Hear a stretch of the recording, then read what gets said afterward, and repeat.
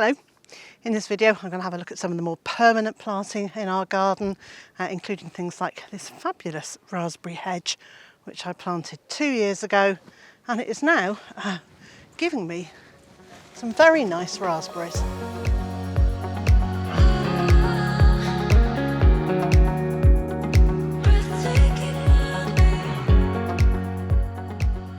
I think it's been almost a year since we had a really good look through the beds in the food forest, and I'm going to lift out a few weeds as I see them. These beds are pretty much entirely permanent planting, and I've chosen plants either for their edible qualities, like my Ornamental kale here, and other plants have been chosen for their visual interest, their beauty and their ability to attract pollinators and wildlife, flying insects and birds into the garden.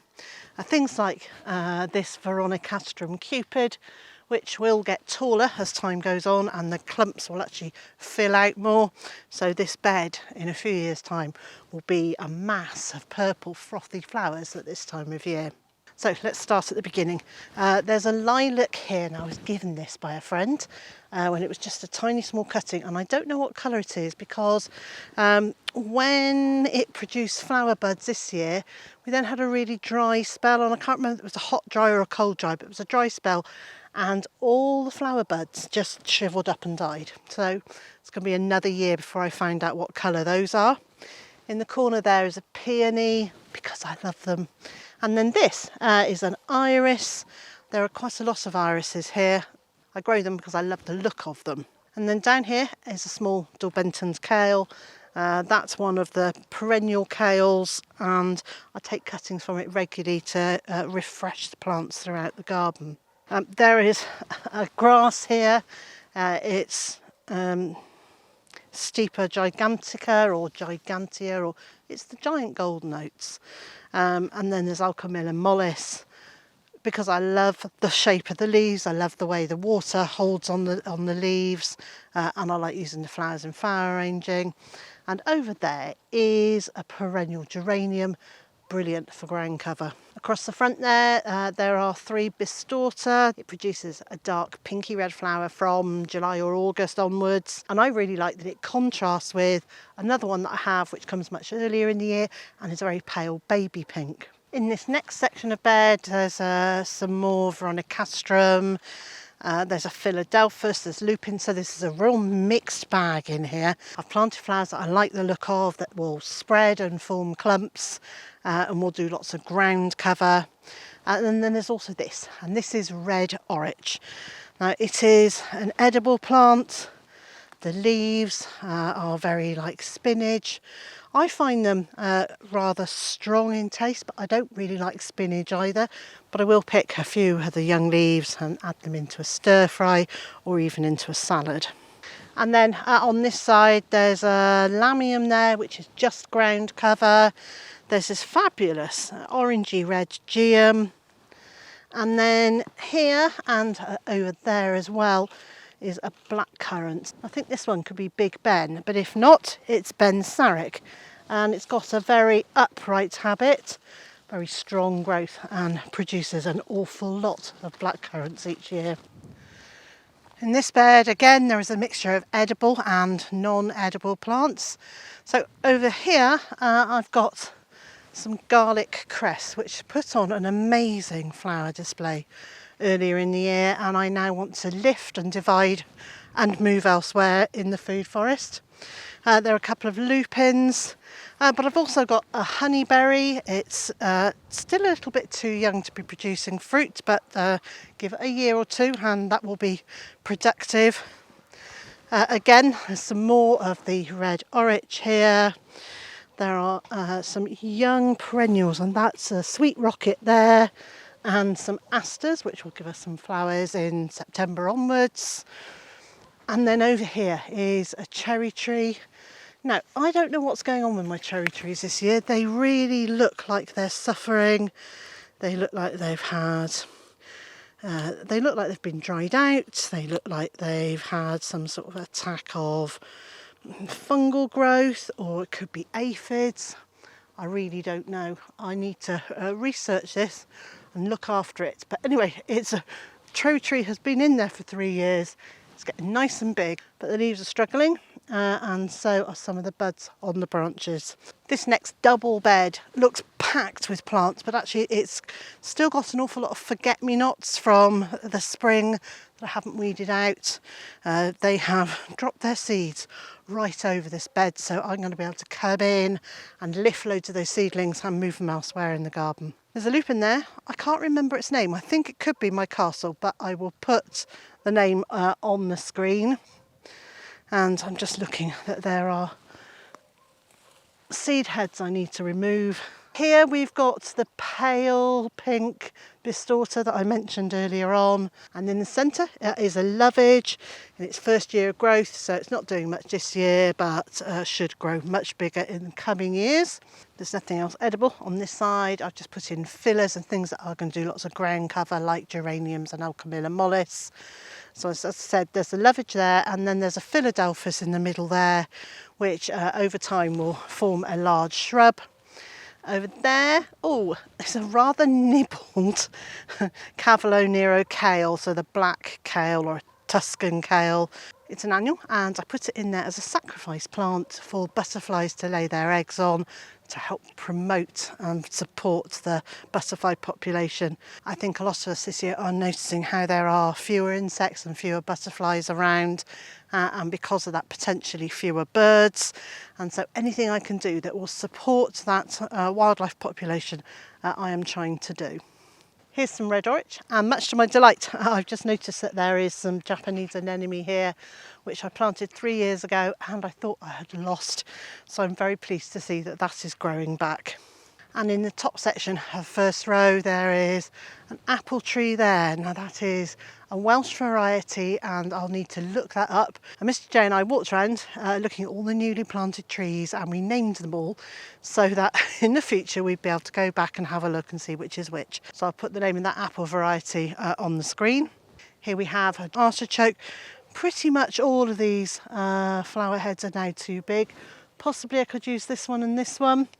Mr. J doesn't like them, but I do, so I may well harvest those two for lunch today. In the corner here is some Verbena hastata blue spires, although they're purple, not blue. And over here, I do love these. So this is a Sanguisorbia. I'm not sure which variety it is, but it does produce these fabulous deep red flowers on very tall stems. At the front there is a sedum. It has a new name now, but that is a white variety of it. So some of the flowers have a slight pink tint to them. The rest of them are icy white. And then this, once more, is the forget-me-nots that I haven't cleared away in spring. But interestingly, as yet, there aren't masses of seedlings around it, but I'll keep an eye out, and when I find more seedlings, I'll pick them up and move them to the other beds. In the next row of planting, there's a sumac or a roost tree. Now, they can be a bit thuggish. They will send out a lot of runners, but because we mow all around this area, any runners that get sent out hopefully will just constantly be mowed off, and that will stop it forming too big a clump. I am happy for it to send up more shoots through the bed here. This is a bed of strawberries. I put on this plastic-free netting while the main crop of strawberries were coming, but since then I've moved it so that birds can get in, get at the rest of the strawberries, and probably the local squirrel population as well. Growing this thistly plant was not my intention, however. That too will have its place. It will be great for, I can see hoverflies on it right now, so it will be good for insects, and I quite like this little pop of yellow. This next bed has the most fantastic display of echinops in it. So they have a thistle-like leaf and then produce these fabulous globes of purple flowers on the top of them. Most of the time when I come out here, it's absolutely covered in bees. I've just been pulling out a few of the weeds that are growing in amongst them. So I need to say a quick thank you to my friend Tony, who dug these up out of his garden. These are the ones that he didn't want in his garden. Not only did he bring them over, but he really kindly planted them for me as well. So I've been stunned at how great this display looks and it can only go from strength to strength. On this side I planted some chard, and disappointingly that's gone to seed. You can still eat chard while it's going to seed, but the leaves are really tiny, so I'm not sure I'm going to bother. And there's also another Cavolo Nero kale, and that's looking pretty good. So that's one that I'm going to keep there and start harvesting that late autumn and as we go into winter. This next section of the garden is pretty much all ornamental. So there is another red orange there, and a peony, and another of a Stipa gigantea. So that's the giant oats. This is a cephalaria. It's an ornamental. It's part of the scabious family and produces beautiful yellow flowers on these very tall stems. I do need to come through and deadhead all these to encourage it to carry on flowering. There's a peony down here. My peonies have really suffered this year. They haven't done well at all. There's another daylily, some more of the bistorta. There is some of the Russian sage, a nausea. I love these flowers. They are so pretty, and I really like the way they go with a cephalaria. Really pretty. And there's a little pale purple geranium down here with veined leaves, and this is Mrs. Kendall Clark. And then here is a sweet Sicily. Now I talk about sweet Sicily often, and that's because as a plant I really love it. So I'm actually going to scatter some of the seeds in these beds as well, because it will grow from seed quite readily if I throw it on the ground. If I try and raise it in a pot myself, it won't do anything. It does need a period vernalisation, so being cold, and I found the very best way is just to throw it on the ground and let nature do it. Here's another of our strawberry beds. Our strawberry harvest this year has been phenomenal. There are a whole load of wild or alpine strawberries down this side. I'm going to move those to make room for some more of the large strawberries plants to come in here. But I don't want to get rid of them, so I'll move them just to a different part of the garden. So in this bed, which is the bottom bed in this row, there's some Alchemilla mollis, a New Zealand flax, some lemon balm, which is just coming into flower. Oh, still smells lovely. And here are some more of our strawberries. They have really liked the heat and the damp this year. And this kale is Taunton Dean. Typically it has a very purple rib and veining across it. It's a tough one. It survives quite cool temperatures. In fact, it thrives in cooler temperatures. It's out in the open. If butterflies land on it and decimate it, it's not a problem. It will usually grow back, so I'm very happy for that to happen. I'm still planting this bed 3 years after I first started, but here is a bay tree that I put in August 2021. And then these are grasses that I put in about 3 months ago. So this really is an ongoing process.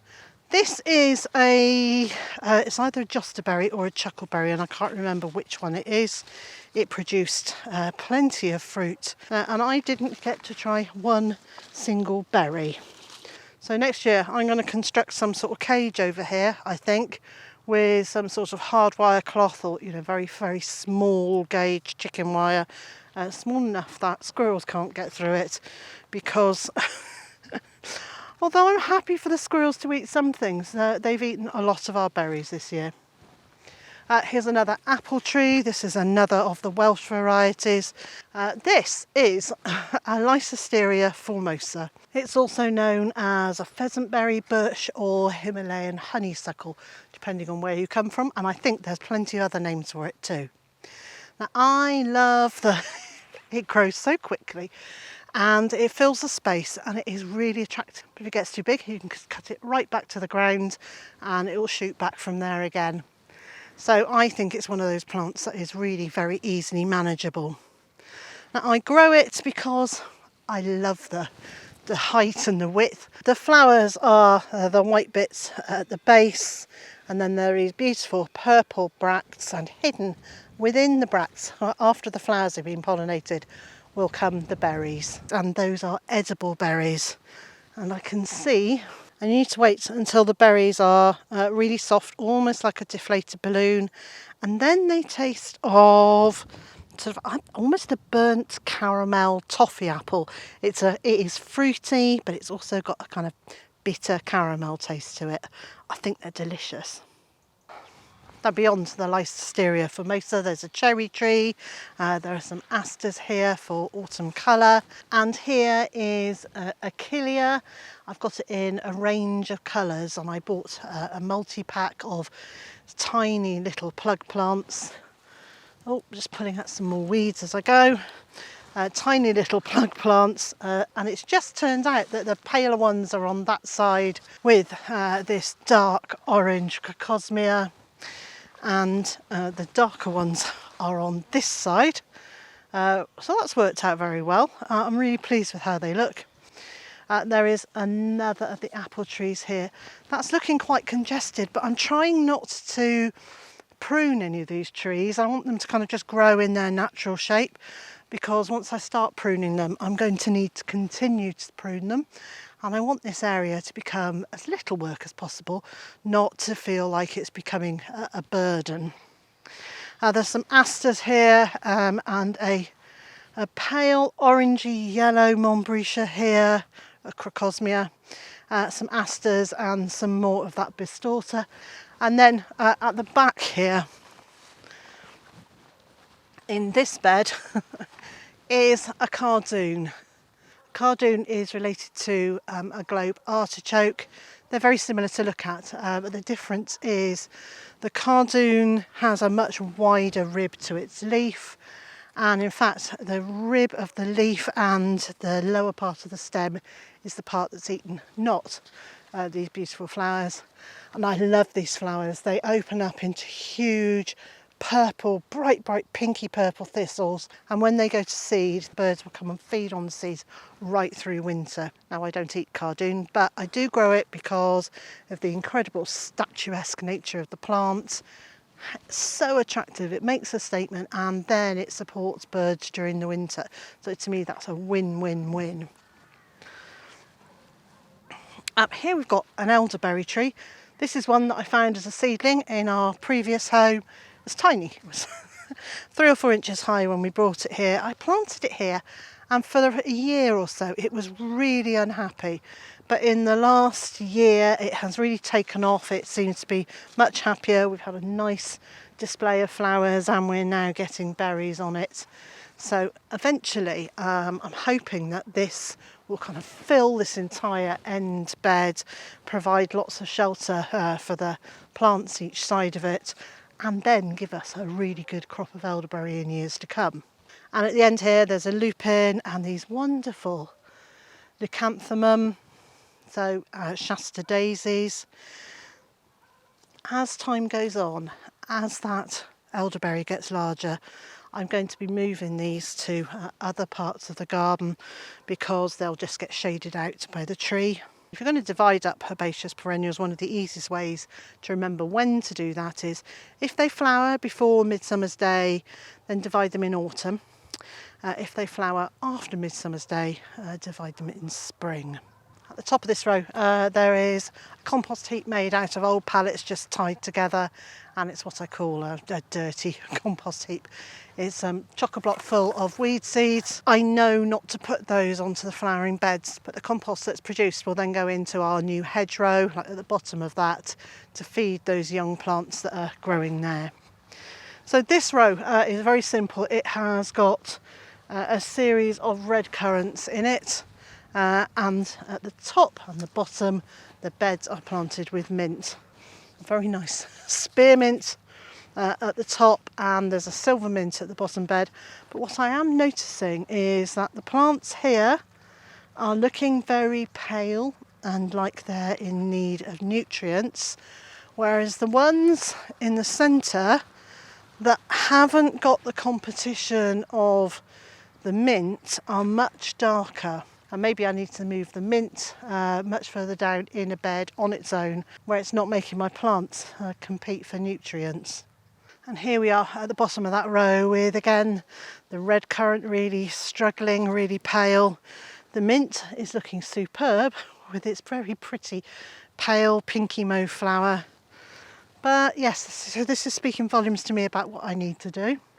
But at the other end here is another cherry suffering with a discoloration. This one almost looks like it's got a rust of some sort on it. This last row, before we get to the rose arch, at the bottom there is a rowan tree, which I've had since it was just about this tall, a single stem, a whip. I planted it in our previous home, then I dug it up, put it into a pot. It lived in a pot for about 18 months, almost 2 years before I planted it here. And it has finally settled in and is looking pretty happy.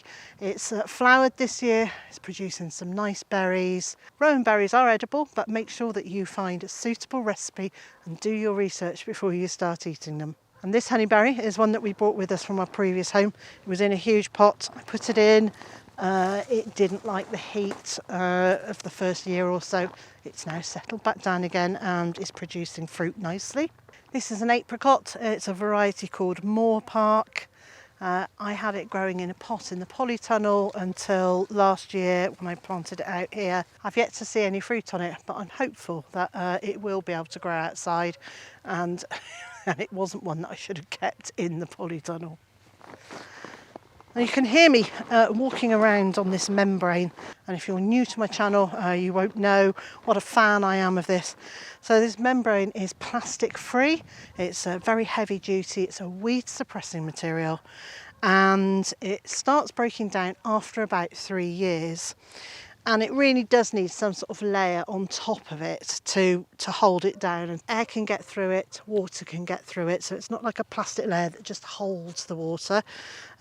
Water will get through, so you can just plant through it, knowing that the roots of your plants will still be able to access some water.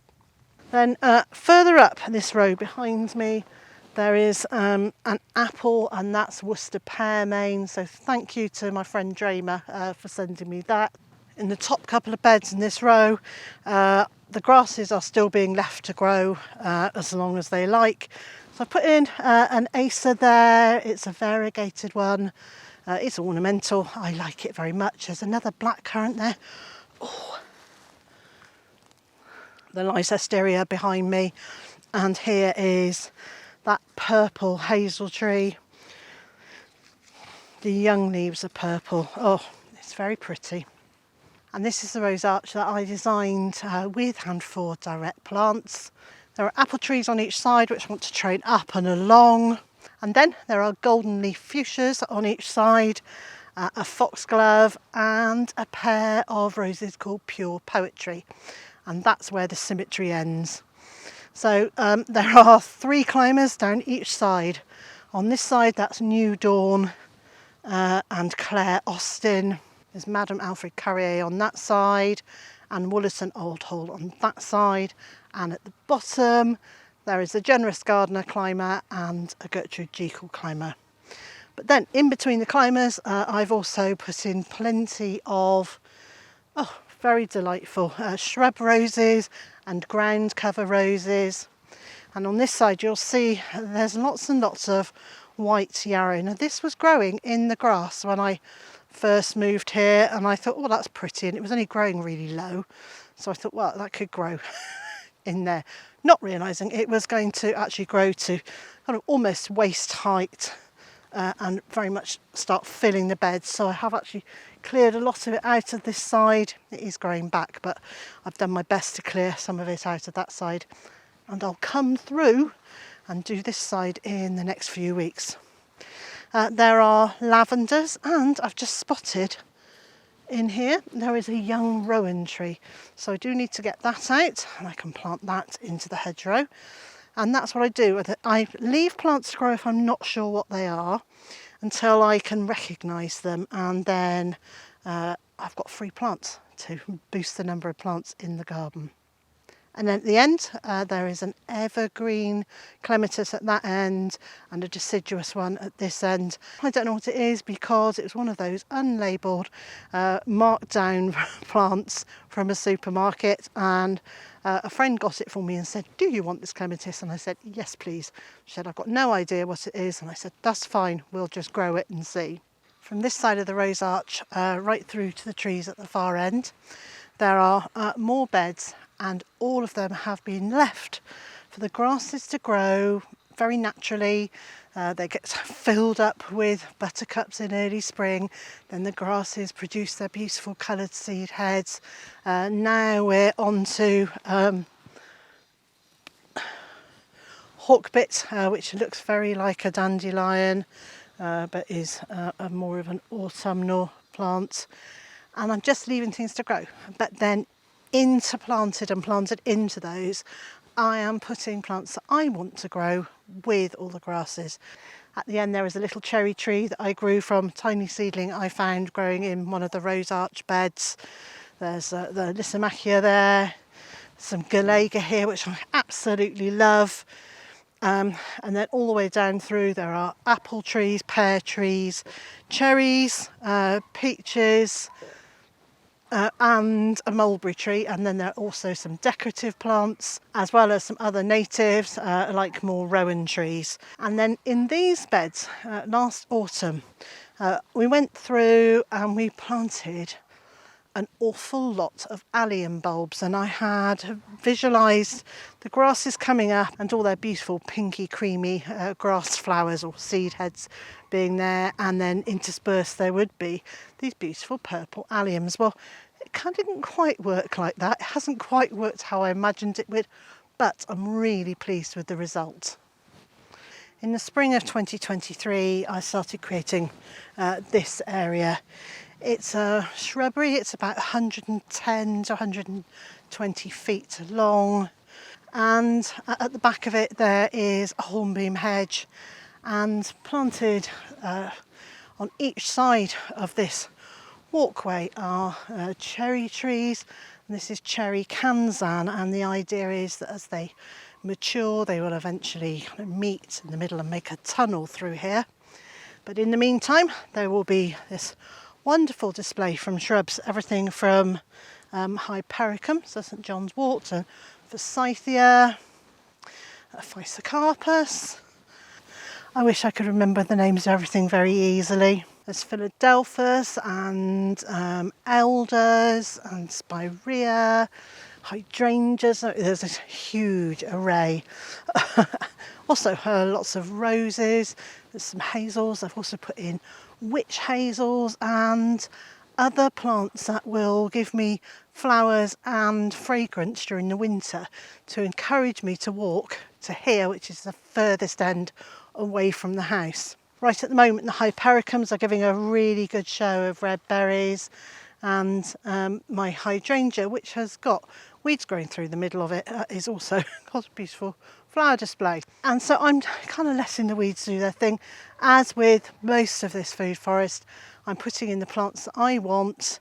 They are competing with the weeds, but I have to manage the amount of time that I can spend on any one area, and there are a few beds in here that I would rather spend my time weeding, like the rose arch, and the rest of my time I want to spend in the veg garden. Behind me here in the lower field, well, originally this was going to be the flower field, and in fact I started developing it as a flower field. I put in some hedging to create a track. I fenced off an area there and started planting it up, and then I realised that actually I was taking on too much at once, and it would be more sensible for me to concentrate on getting the food forest and the vegetable garden and the orchard sorted, and then come back to this. And I'm really pleased I made that decision, because in the meantime the hedges are starting to grow and look fantastic. The few flowers that are left in the field are looking great, and when the time comes when I feel like I have the energy and the capacity to develop that more, then it will be waiting for me with some mature hedgerows. Next time I'll do a full veg garden tour, and so to make sure that you don't miss that, Don't forget to subscribe to my channel and to click the notification bell, and then you'll be notified by YouTube each time I put out a new video. And in the meantime, if you want a recap of how the veg garden looked last month, I'll leave a link on the screen and in the video description. And if you click on that link, it'll take you through to last month's veg garden tour.